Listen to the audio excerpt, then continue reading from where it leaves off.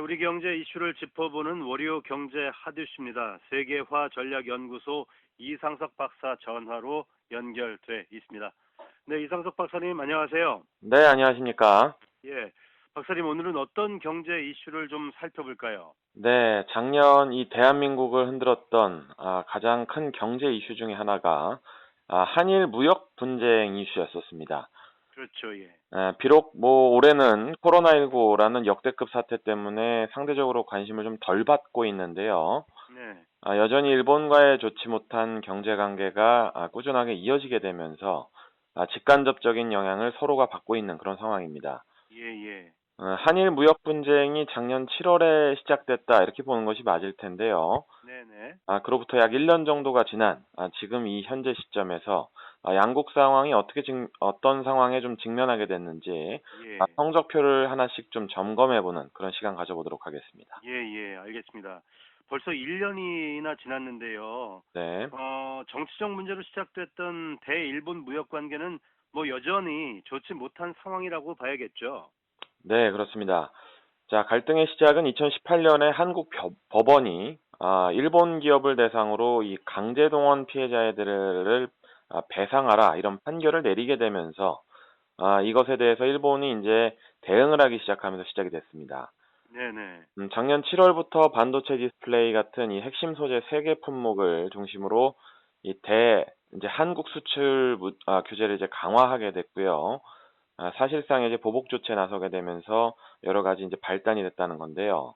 그랬었죠, 예. 네, 하지만 이 잃어버린 40년을 경험하면서도 좀처럼 세계 경기 침체에서 벗어나지 못하고 있는 일본이지만 여전히 국가 경쟁력으로는 미국에 이어 2위다 이렇게 평가될 만큼 아주 강한 국가이기 때문에요. 네. 특히 제조업의 핵심이다 할 수 있는 소재 부품업 사업에 있어서는 세계 최고 수준의 국가이기 때문에 작년 이런 일본의 조치가 우리 경제에 큰 충격을 줄 것이다 이런 관측이 좀 지배적이었던 걸로 기억합니다. 네네. 정말 온 나라가 걱정을 했던 것 같은데요. 그렇죠. 실제로 이제 삼성전자나 SK 하이닉스 같은 반도체 기반 기업들은 당시에 일본의 이런 조치에 대해서 상당히 당황했던 걸로 기억이 납니다. 네, 그렇습니다. 작년과 또 재작년 이 대한민국 경제를 반도체 경기가 이끌었다 이렇게 이제 표현해도 과언이 아닐 만큼 중요한 산업군이었는데요. 네. 자, 일본이 이 같은 조치를 취하게 되면서 불화수소를 비롯해서 일본에 상당히 의존하고 있던 핵심 재료 수급이 원활하게 돌아가지 않게 되면서 기업의 총수들까지 사방팔방으로 뛰어다니면서 대체 기업과 국가 이런 것들을 찾기 위해서 노력하는 그런 모습들을 봤었습니다. 네네. 기억이 나네요. 예. 네, 하지만 뭐 작년 제 방송을 기억하시는 청취자분들도 계실 텐데요. 결국 일본의 이런 조치가 일본 기업에 대한 대한민국 기업들의 의존성을 줄이고 또 대한민국 핵심 부품 소재 산업에 대한 중요성을 환기시켜서 장기적으로는 대한민국의 유리한 방향으로 전개될 것이다. 이런 말씀을 좀 드렸던 적이 기억이 납니다. 예, 예. 자, 오늘 자세히 짚어보겠지만은요. 자, 이런 예상이 좀 맞아떨어졌다 이렇게 볼 수가 있겠는데요. 결과적으로 일본이 재발등을 찍은 결과가 좀 초래됐다 이렇게 볼 수가 있겠습니다. 네네. 박사님께서 앞에서 잠깐 언급을 해주셨는데, 네. 그 일본의 보복 조치가 오히려 우리 입장에선 정말 큰 위기를 다시 한번 기회로 만드는 계기가 된 게 뭐 현재로선 사실입니다. 네, 그렇습니다. 자, 일본이 G7 정상회담에 이제 대한민국을 특별 참석안에 대해서 이제 반대를 하는 그런 입장을 공식화를 했죠. 네네. 또 경제 문제뿐만 아니라 뭐 다양한 방면에서 아주 뒤끝있는 그런 모습들을 보여주고 있는데요. 네네네. 자, 이것에 대해서 이제 대한민국도 최근에는 일제강점기 시절에 대한민국에서 자산을 형성했던 일본 기업 자산에 대해서 이 압류 효력이 이제 발생시키면서 양국의 이제 갈등이 더욱더 고조되고 있는 그런 상황입니다. 예. 말씀하신 대로 이런 갈등 상황이 1년 가까이 이어지는 상황에서 현재 산업의 측면에서는 대한민국은 상대적으로 안정적인 상태를 유지하고 있는 그런 상황인데요. 예, 예. 반면에 뭐 코로나19로 인해서도 이제 굉장히 피해가 크지만 무역 보복을 뭐 오히려 시작했던 일본이 한국으로부터 여러 가지 수출 품목에 대해서 급격한 하락을 경험하게 되면서요. 예. 또 아주 큰 손해를 보고 있는 그런 입장이 되었습니다. 예, 예. 뭐 우리가 이제 그 전화 위복의 기회로 삼게 된 것이 네. 일단 무역 분쟁에 대해서 분노하는 우리 국민이 많았다는 점이 그 일본의 보복 조치에 아주 큰 변수로 작용한 것 같은데 어떻게 보십니까? 맞습니다. 자, 한일 관계는 일제강점이라는 역사적 특수성을 기반으로 하고 있기 때문에요. 자, 이 얘기를 빼고는 뭐 얘기가 설명이 안 됩니다. 네네. 다른 국가들과의 관계와는 전혀 다른 접근이 필요하다. 이렇게 이제 생각을 하시면 될 텐데요. 네. 일본 정부의 조치보다는 과거에서 이제 과거사에 대한 반성의 태도를 전혀 찾아볼 수 없었기 때문에 이것에 이제 화가 난, 공분한 이 대한민국 국민들이 일본 제품에 대한 불매 운동을 벌이게 되면서 아주 큰 변수로 작용을 하게 된 겁니다. 예, 예.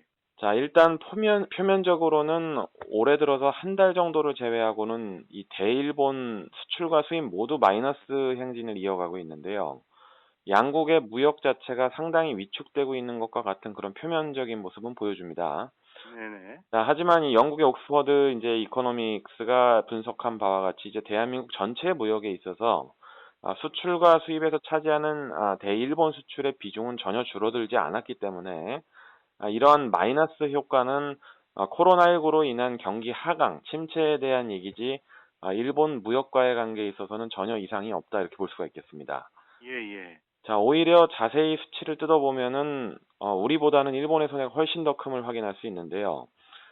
가장 큰 피해가 우려됐던 한국의 반도체 부문이 현재까지 아무런 타격을 입지 않았다 이런 것을 확인할 수 있습니다. 예, 예. 오히려 2020년에 들어서 이 반도체 생산이 증가를 했는데요. 전 세계적으로 비대면 또 이 재택근무가 늘어나기 때문에 여기에 따른 수요의 증가로 볼 수가 있겠습니다. 예, 예. 또한 이 불알수소와 같은 일본이 지정한 수출 규제 대상 품목을 발빠르게 중국이나 대만으로 이제 대체 공급하게 되면서 일본 기업이 아닌 중국 기업들로의 이동이 일어나서 여기에 대한 반사이익을 중국이 얻게 됐고요. 예, 예. 일본 기업들은 오히려 대한민국의 수출이 감소하는 결과를 낳게 됐습니다. 네네. 솔직히 좀 고소하긴 합니다. 뭐 결과적으로 뭐 일본 입장에서는 정말 큰 악수를 두고 말았는데요. 그렇죠. 그 일본 자동차나 의류, 맥주 등의 국내 소비가 아주 큰 폭으로 줄었지 않습니까? 맞습니다. 굉장히 뭐 방송이다 보니까 절제된 표현 할 수밖에 없지만 상당히 뭐 기분이 좋아지는 그런 내용을 좀 말씀드리고 있습니다. 네네. 일본은 뭐 일부 사업은 우리나라의 소비자들이 보이콧 역풍을 이제 전날 맞고 있는데요. 2019년 상반기에 의약품을 제외한 화학 제품 수출은 전년 동기 대비 0.1% 정도 증가한 추세였었는데요. 이번 갈등이 일어난 하반기에는 무려 15%나 감소를 했습니다. 또한 말씀하신 대로 이 일본의 식품 또 자동차에 대한 대한민국 국민들의 불매 운동이 크게 일게 되면서요. 일본의 수출은 아주 큰 타격을 입었습니다. 예. 여기에 올해 이제 코로나19 사태 겹치면서 일본 기업들의 어려움이 좀 가중되고 있는 상황인데요. 네네. 가장 또 많이 눈에 띄는 부분이 바로 관광 분야라고 할 수 있습니다. 네. 2017년, 18년에 이 한국이 이제 일본 전체 관광객 중에서 약 4분의 1 정도를 차지했었는데요. 예. 2019년도 하반기에는 이것의 절반보다도 훨씬 더 낮은 수치로 떨어졌기 때문에 네. 이리 봐도 저리 봐도 일본에게는 손해밖에 없는 그런 장사였다 음. 봅니다. 예, 예. 뭐 정말 이 결과를 볼 때 우리 국민들 정말 대단한 것 같고요. 네. 오늘은 뭐 한일 무역 분쟁이 시작된 지 1년이 된 상황에서 중간 점검을 해 봤는데요. 네. 끝으로 정리를 해 주시죠, 박사님. 네, 아무리 뭐 자본주의라고 해도 돈과 힘만으로는 해결되지 않는 문제가 분명히 있는 법입니다. 그렇죠. 네, 일본의 선택이 정말 그 당시 때는 큰 압박일 수 있었는데요.